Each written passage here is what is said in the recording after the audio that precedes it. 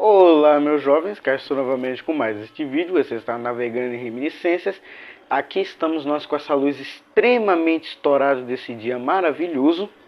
Ensolarado, ensolarado não, tá bem nublado hoje, mas dane-se, vamos lá. Bem, recentemente eu falei de O Globo de Prata, um filme totalmente obscuro que ninguém nunca ouviu falar e de repente ele começou a ressurgir das cinzas. Eu fiquei muito feliz com isso. Então, o filme que eu ressuscitarei da vez é um filme brasileiro de 1978 chamado Tudo Bem, dirigido pelo Arnaldo Jabbour. Tudo bem, ele é um filme que... Ele é um título bem irônico, ele é um filme que ele é irônico em todos os sentidos e as ironias dele já começam pelo próprio título. Porque não, gente, não está tudo bem. É a segunda vez que eu uso esse não está tudo bem como thumb de um vídeo, é muito bom. Bem, Tudo Bem, ele é um filme cheio de alegorias, é um filme até um pouco complicado de entender. E antes de começar a falar dele, eu vou resumi-lo de uma forma bem simples. Caos, ansiedade, bagunça e muita aleatoriedade, muita aleatoriedade. E sinceramente, eu amo esse filme, eu amei esse filme. É um filme maravilhoso, eu gostei muito dele em vários sentidos, o elenco dele é muito bom. Eu gosto também da direção do Arnaldo Jabbour, que às vezes ela flerta muito no terror.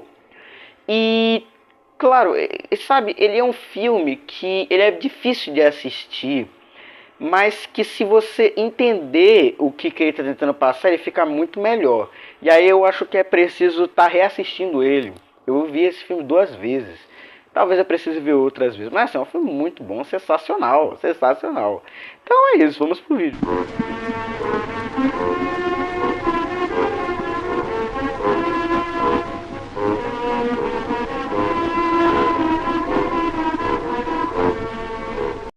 A história de Tudo Bem é até muito simples. Ela é sobre um casal que é formado pela Fernanda Montenegro, a Fernandona, e o Paulo Gracindo, o grande Paulo Gracindo.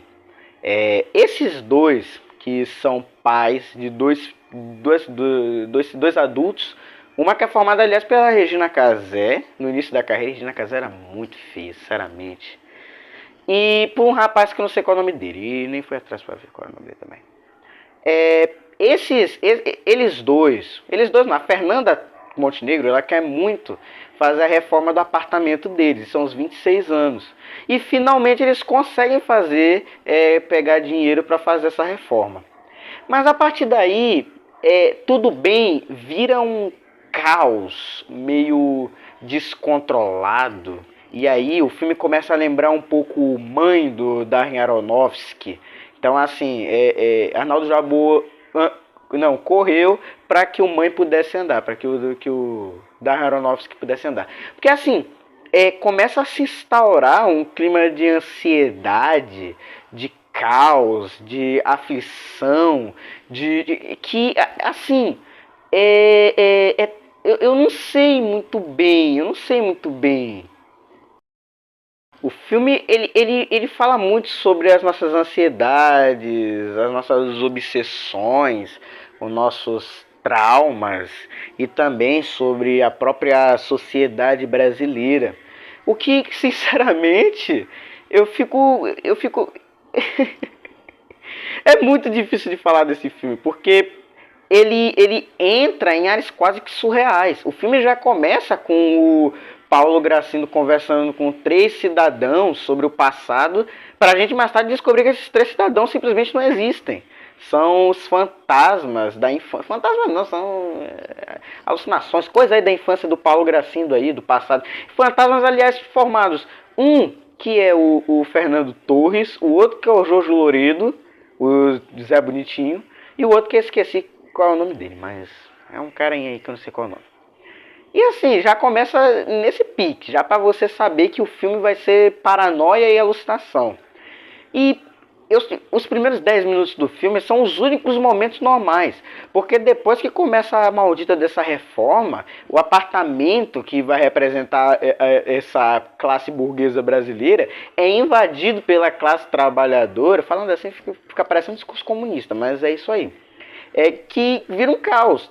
o pessoal da reforma, aí começa aquele caos, aquela conversa, aquela coisa, muito brasileiro, diga-se de passagem. Nós temos as empregadas que são negras, ora, vejam só, críticas sociais, que são negras, uma delas interpretada pela Zezé Mota, né? Cara, é muito complicado, é muito complicado. O elenco desse filme é enorme, enorme, e tá todo mundo muito bem. Até mesmo a Regina Casé. A Regina Casé não é uma má atriz, né? Falando assim parece que ela é uma má atriz, mas ela não é, não. É uma boa atriz, só não tem nenhum pingo de carisma. E assim, gente, é muito complicado, muito complicado. O filme tem quase 2 horas de duração, e quanto mais vai se aproximando do final, a gente vai sendo tomado por um sentimento de ansiedade mesmo. O Paulo Gracindo, ele tem um disco de cantos indígenas. Olha aqui, já temos a parte indígena, né? Temos o indígena.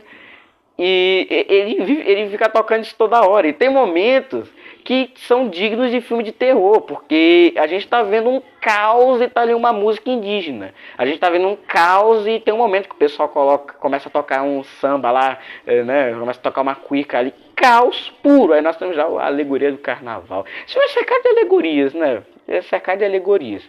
O Jabô, ele não é como um David Lynch da vida que não faz questão de explicar seus filmes. Ele fez questão de dizer tintim por tintim do filme. Então, ele mesmo classificou que esse filme ele é uma alegoria para o Brasil. É como se tivesse pegado o Brasil e colocado num apartamento.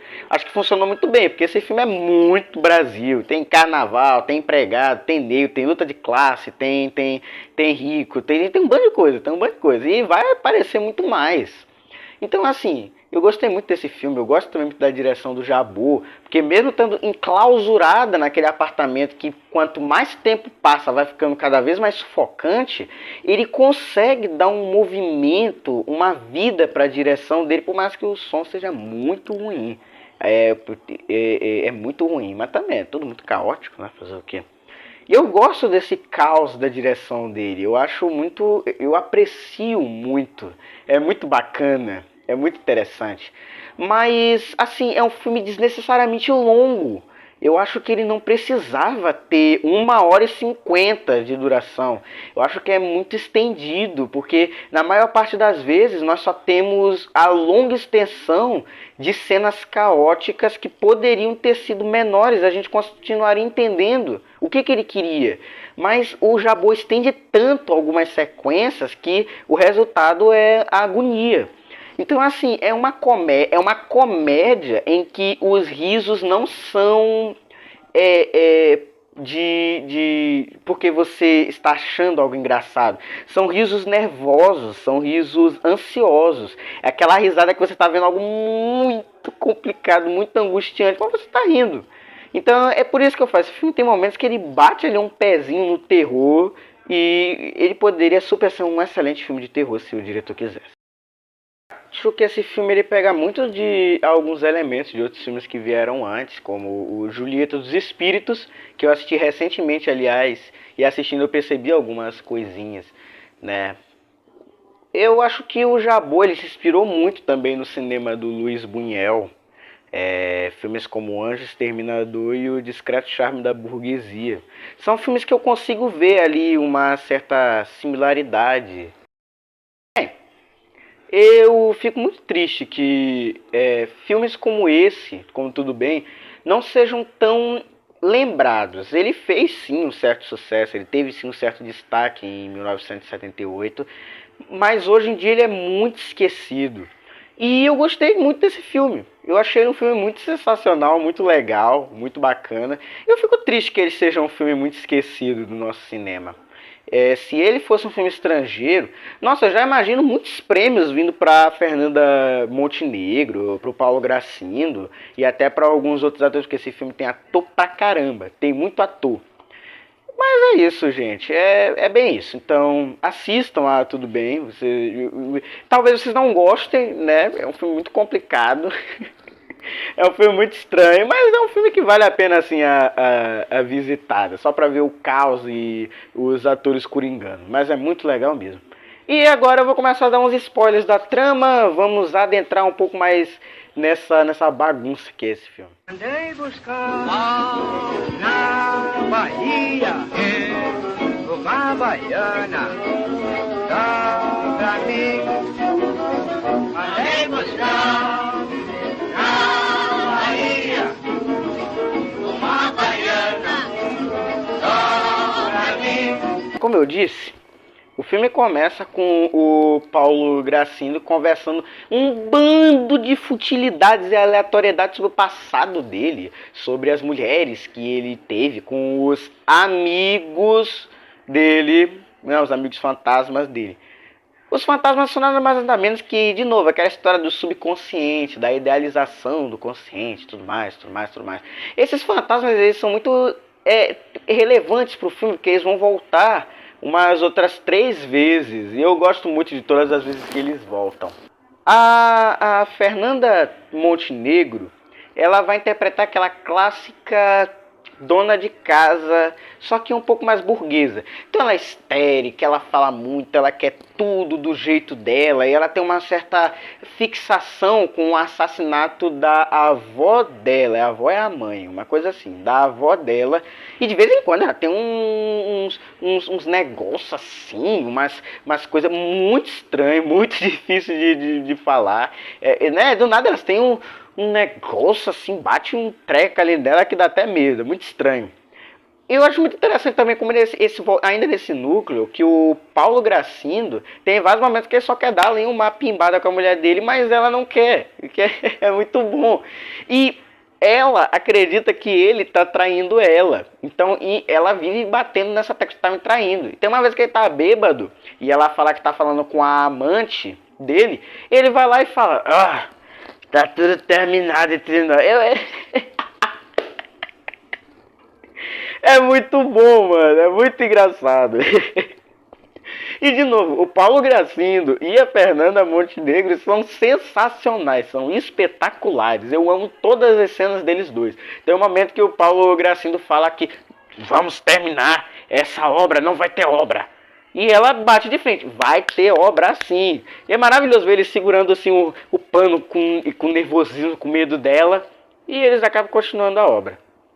E aí é maravilhoso, eu amo esse núcleo do casal. Mas é óbvio que o Paulo Gracindo vai ficando cada vez mais esquisito. Todo mundo nessa casa vai ficando cada vez mais esquizofrênico.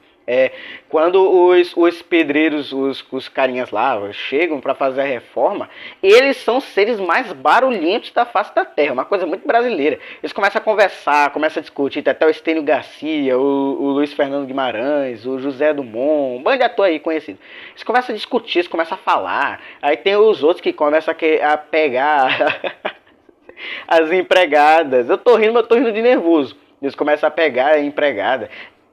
Essa parte das empregadas também é muito legal, porque tem a empregada macumbeira, porque temos que ter esse núcleo religioso, da religião de matriz africana, porque senão não seria Brasil se não tivesse macumba. E a macumbeira, enfim, que é a macumbeira normal, ela começa a servir quase como guia espiritual da outra empregada paranoica. E é maravilhoso. Aí acontece o inevitável, que o pedreiro que estava se amaciando lá com a macumbeira acaba pegando a outra. E é muito engraçado.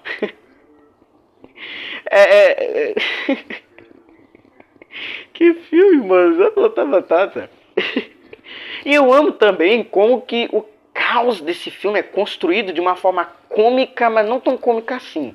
Tem um momento em que eles metem o dane-se na hora do jantar, né, que eles estão comendo, e eles só começam a dançar, começam a fazer uma cuíca, e a menina vira porta-bandeira não, é rainha de bateria, e aí o cara vira mestre-sala e começa uma dança ali, um carnaval do absoluto nada.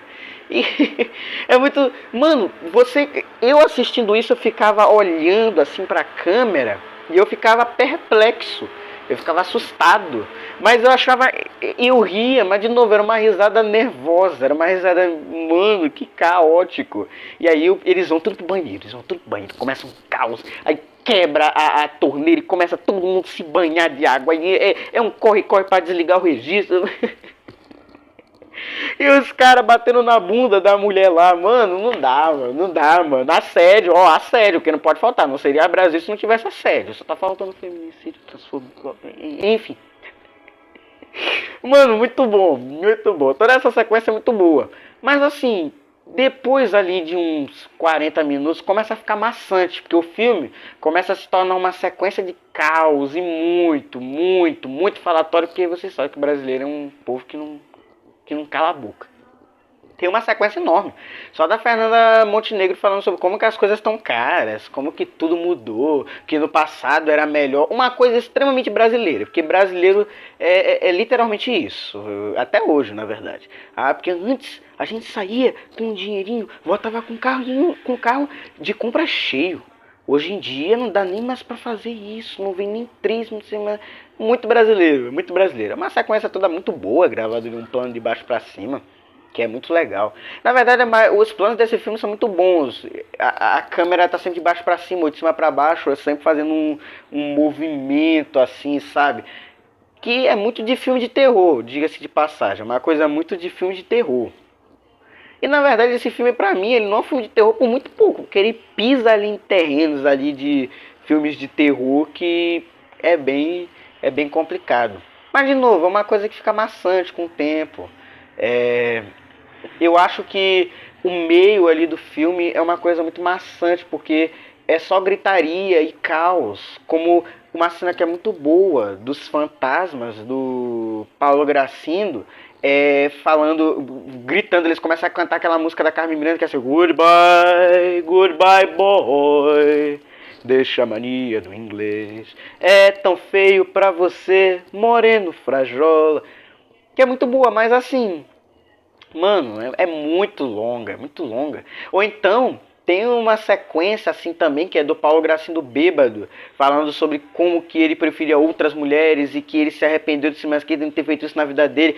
É uma sequência, o nome dele, só dele humilhando a Fernanda Montenegro, que dá uma certa angústia.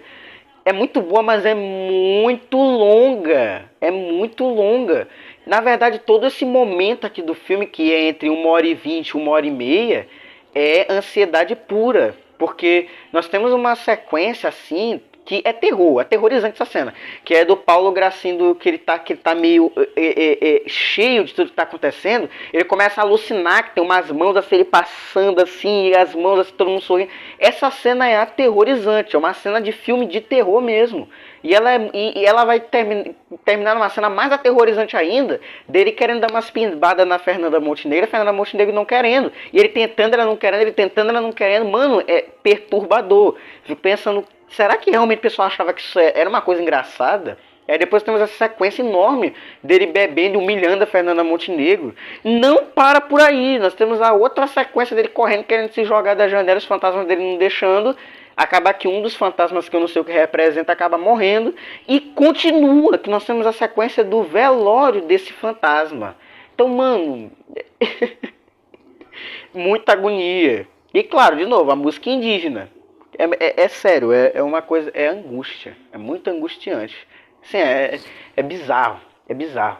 Tem uma outra sequência nesse filme, tem outro momento desse filme que eu acho muito bom, que é muito brasileiro, que é quando o empregado, que é interpretado pelo José Dumont, traz a família dele para passar. E aí, porque eles foram despejados, eles vão morar debaixo da ponte. A Fernanda Montenegro não quer. E quer que eles tragam ele lá pra dentro. E aí fica ele, o pai dele, a mãe dele, a mulher dele, o filho bebê dele, o filho dele, outro filho dele, na casa da Fernanda Montenegro. E assim, mano, o bebê chorando. Essa é muito caótico, é muito caótico. Eles acabam indo embora mais tarde, mais tarde. Então assim, tudo isso junto, meio que o resultado de tudo isso é uma crítica, muita crítica social sendo socada num pote, que no caso é o filme, num pote de 1h50, e é muito difícil de digerir tudo isso. Eu gosto, acho muito legal esse filme, a ideia, eu gosto muito dele, mas é tudo muito maçante, é tudo muito socado assim pra gente engolir, e dane-se, simplesmente dane-se. Tanto que quanto mais a gente vai se aproximando do final e as coisas vão ficando mais psicodélicas, mais estranhas, tudo começa a ir de ralo. A gente começa a ficar meio que perdido no que está acontecendo. Esse tipo de filme que, se você piscar, você perde uma coisa importante. Então, é um filme...